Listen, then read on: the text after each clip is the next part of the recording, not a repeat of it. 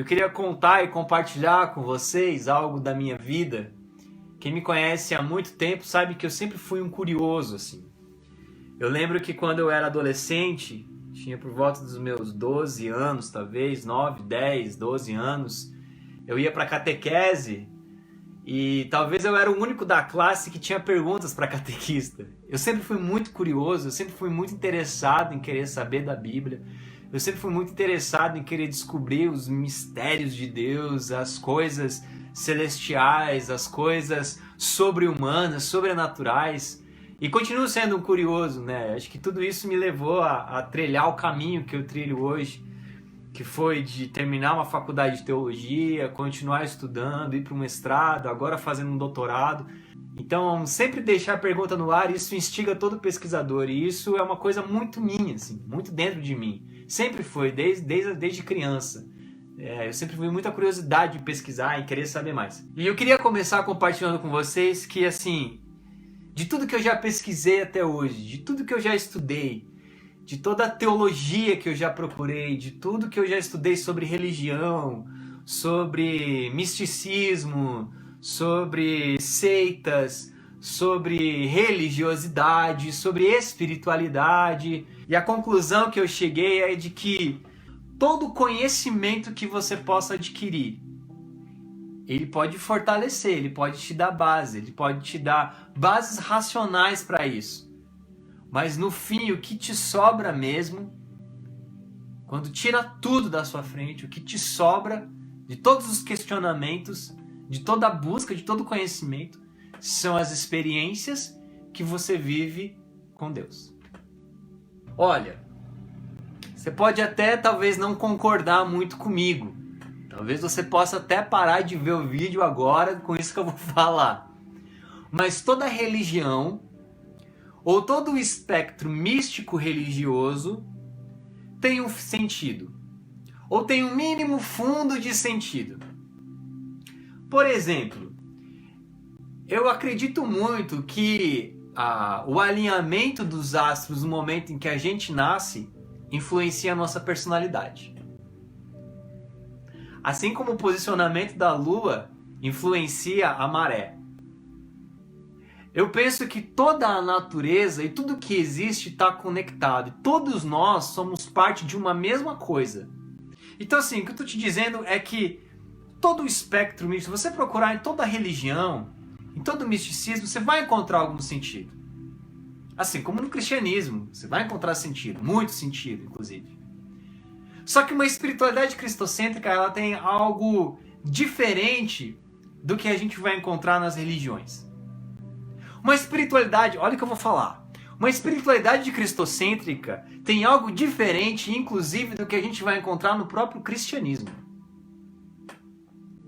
Sinceramente, eu vejo que tem muita igreja que abandonou um cristianismo autêntico.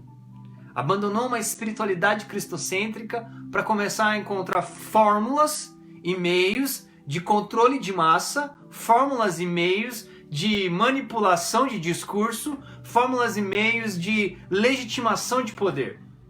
Então por isso que dentro de uns aos outros, por exemplo, eu quase nunca gosto de falar de religião ou de religiosidade ou de que somos uma igreja, enfim e tal. Eu gosto sempre de falar que nós somos um movimento de espiritualidade, de busca por espiritualidade. E nesse sentido a gente tem espaço para todo mundo, porque eu entendo que todo mundo está conectado de alguma forma. E entendo também que o elo perfeito, como está escrito em Colossenses 3,14, o elo perfeito que liga todo mundo é o amor. Por isso, amem uns aos outros, e essa é a nossa visão, essa nossa missão, é para onde a gente corre semana após semana, com esse foco de aprender como amar uns aos outros. Pois bem, eu gostaria de falar então de espiritualidade e começar dizendo o que ela não é. E eu separei 3 pontos para dizer o que espiritualidade não é. O que muita gente acredita às vezes é que a espiritualidade ela é solução para todos os problemas. Então às vezes as pessoas entendem que a espiritualidade é uma solução para tudo. E elas desembocam toda a sua vida, todas as suas decisões e tudo que elas fazem numa espiritualidade. Só que esquecem que o ser humano é um ser integral. A espiritualidade, o espiritual, ele pode até ser o núcleo duro da nossa vida, o núcleo central da nossa vida. Mas todos nós somos compostos de emocional, somos compostos de mental, somos compostos de físico. Se você alimenta o seu espiritual, mas não faz uma atividade física, se você não tem um hábito saudável de alimentação, é óbvio que você vai ficar doente. É óbvio. Se você acha que alimentando a sua vida espiritual e não cuidando dos relacionamentos que você tem com as pessoas ao seu redor, você não vai ter estresse, você não vai ter depressão, você não vai ter nenhum tipo de doença emocional, é lógico que você vai ter. E quando você não tem equilíbrio nessas camadas, você entra em colapso. Quando uma camada vai de encontro com a outra, você colapsa. Quando o espiritual não está ajustado ao emocional, provavelmente você entra numa pira maluca e você vai querer fazer coisas, esperar, criar expectativas gigantescas em relação a alguma coisa que não existe. Você vai criar cenários, cenas, vai projetar expectativas em outras pessoas que elas não existem. Então o ser humano é um ser integral. A espiritualidade não é a solução para tudo na nossa vida. Não é e nunca vai ser. Não adianta você fiar toda a sua vida na espiritualidade e esquecer do seu corpo, esquecer dos seus hábitos saudáveis, esquecer de zelar pelo seu emocional, parar de estudar, parar de desenvolver o seu psicológico, a sua psique, a sua racionalidade. Não adianta. Assim como também não adianta, muita gente faz, que é ter uma vida saudável, malhar todo dia, comer certinho, estudar muito, ter relacionamentos bons, mas nunca se preocupar com a espiritualidade. Você deve conhecer pessoas assim, que em algum momento elas dizem assim, eu sinto um vazio dentro de mim. E esse vazio, eles têm o tamanho de Deus. Esse vazio só pode ser completado por Deus. Por uma vivência espiritual, por uma espiritualidade pautada num relacionamento com Cristo, num relacionamento com o ser celestial, com Deus, com o ser supremo. A outra coisa que a espiritualidade não é uma justificativa para certos tipos de comportamento. A gente cansa de ver pastores, líderes, convocando pessoas, por exemplo, a darem dinheiro em troca de favores celestiais, favores espirituais. Eu já ouvi histórias assim, de gente que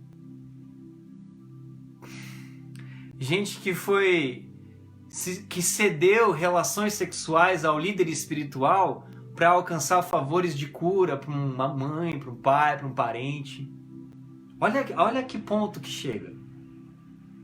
E tem muita gente, muito líder aí, que trafega nessas águas escuras, sabe? Perversas. E que justificam através da espiritualidade um comportamento imoral. Ou talvez até amoral. Um comportamento sem moral alguma. Então a espiritualidade, ela não é justificativa para qualquer tipo de comportamento, para qualquer tipo de discurso. Uma espiritualidade cristocêntrica, ela é pautada numa pluralidade. Deus pode se manifestar de inúmeras formas na nossa vida. Na natureza, através de uma pessoa, através de uma pregação, através de uma música, através de uma pintura. Se você limita a sua espiritualidade a ir ao culto e a sentir um arrepio, a sentir um negócio diferente só lá no culto, só lá durante o louvor ou durante a pregação que alguém está trazendo, sobre um impacto, uma troca de energia mais forte ali, eu sinto te dizer, mas a sua espiritualidade está muito fraca. Está muito fraca. Você precisa avançar nisso. Você precisa ver outras coisas. Você precisa se abrir para outros tipos de percepções. Uma espiritualidade cristocêntrica, ela vai sempre nos levar para uma autonomia e não para uma dependência.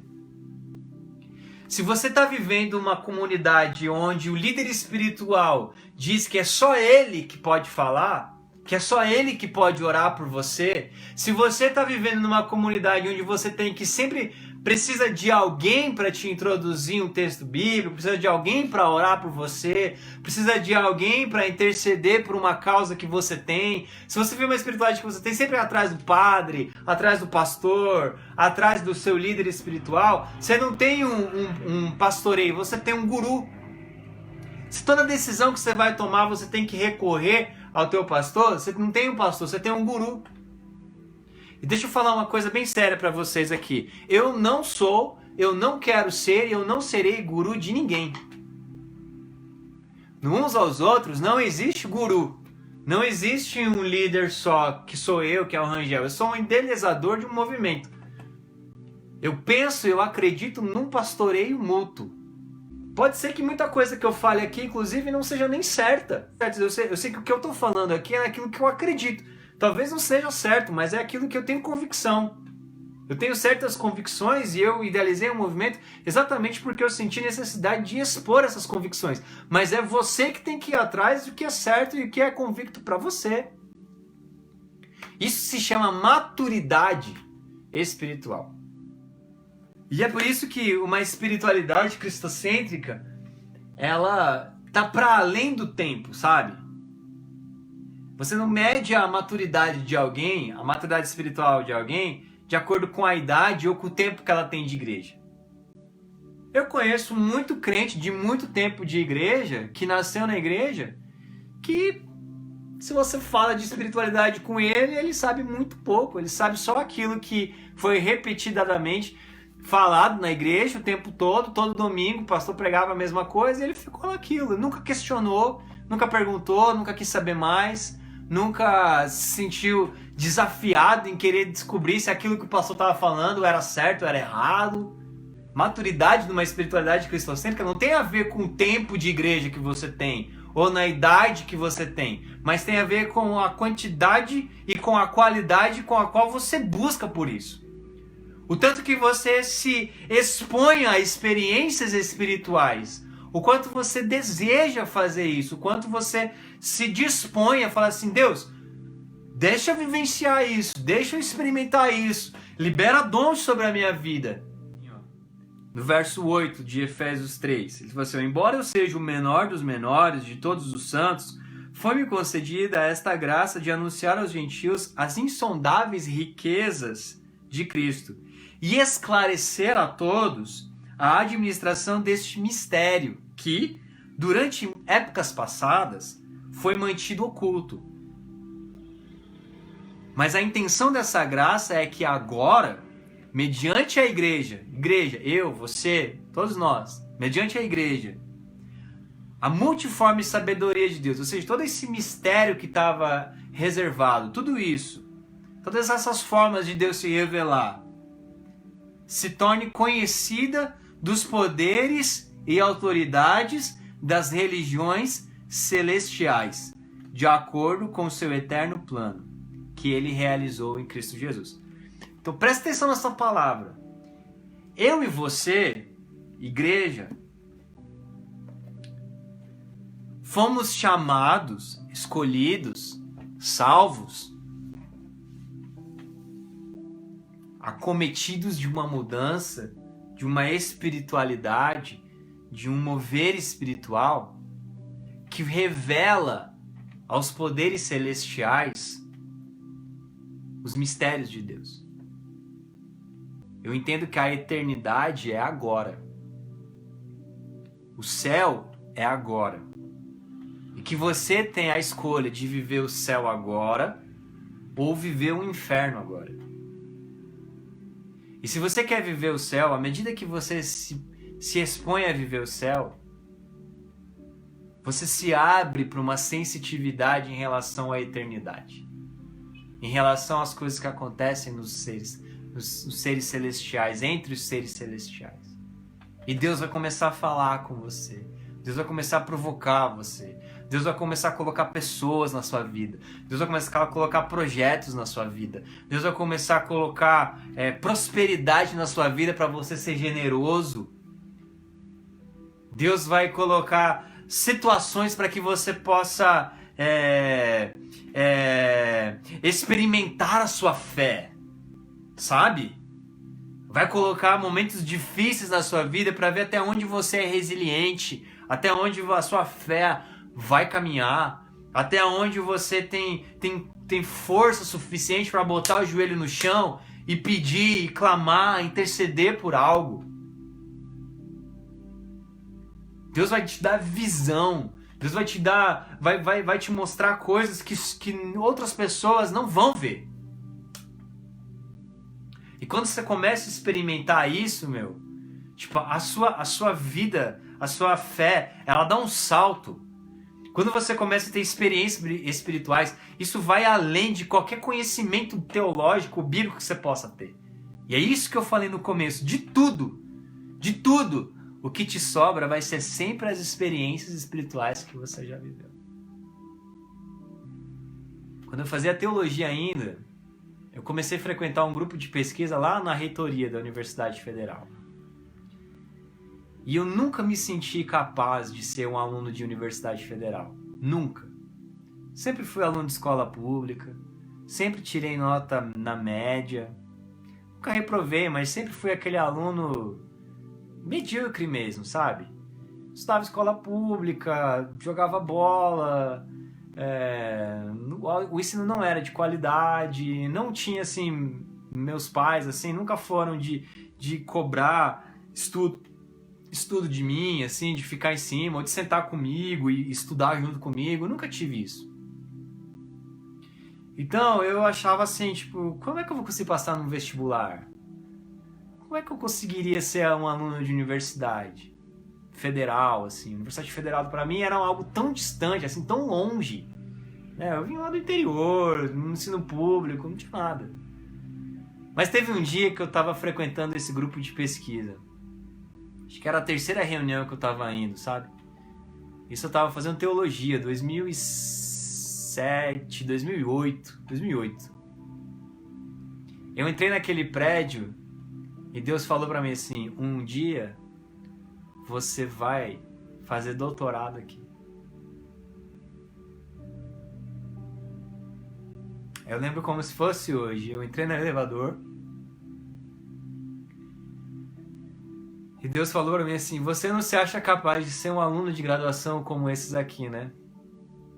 Pois bem, você vai ser um aluno de doutorado.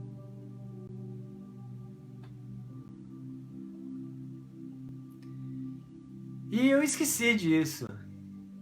No dia que eu fui fazer a entrevista do doutorado ali no prédio, eu entrei no mesmo elevador. E Deus falou pra mim, falou assim, de hoje você sai daqui com a promessa cumprida.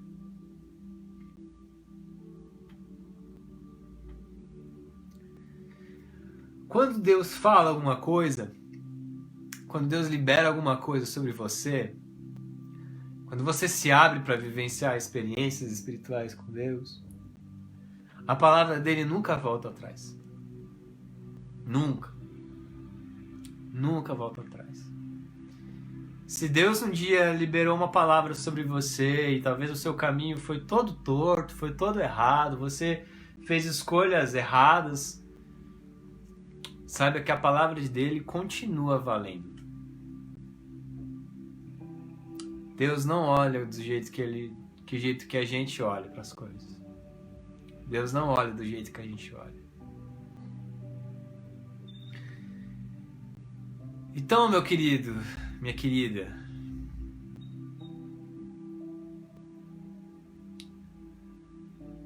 eu espero mesmo que a gente esteja criando uma comunidade de pessoas que não vivam uma religião, que não vivam uma religiosidade, mas que vivenciam realmente uma espiritualidade cristocêntrica, sabe? Uma espiritualidade pautada na relação com Cristo, numa relação central com Cristo. E eu espero que você faça parte dessa comunidade. Porque eu acredito numa fé que é viva, sabe? Não com uma fé morta. E uma fé viva, ela não está pautada em boas obras, sabe? Ela não está pautada na caridade. Uma fé viva está pautada nas experiências que a gente vive com Deus. Nas experiências de confiança, nas experiências de intercessão, de adoração. Vou terminar narrando algo que me veio à mente agora, sabe? Quando os discípulos estão no barco e eles veem Jesus andando sobre as águas, Pedro, ele levanta e fala assim: mestre, é você? E Jesus fala: sou eu. E Pedro fala assim: mestre, se for você, então deixa eu ir até você.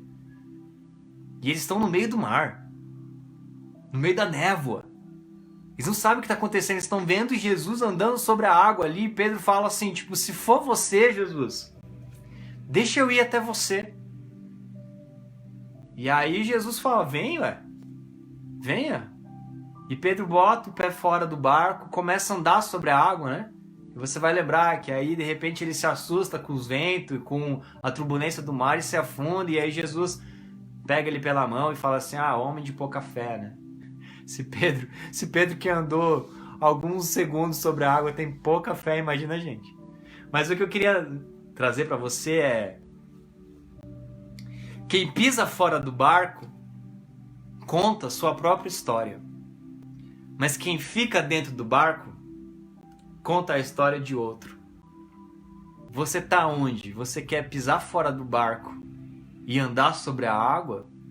Ou você quer ficar dentro do barco, na sua zona de conforto, e ficar contando as histórias, as experiências espirituais que os outros viveram? Quer ficar contando aí as minhas... Ah, o Rangel viveu uma experiência espiritual, o Rangel... Cara, e daí? E você? Eu vivi as minhas. E você? Você precisa viver as suas. Então, se você quiser pisar fora do barco, hoje é sua chamada. Sua chamada.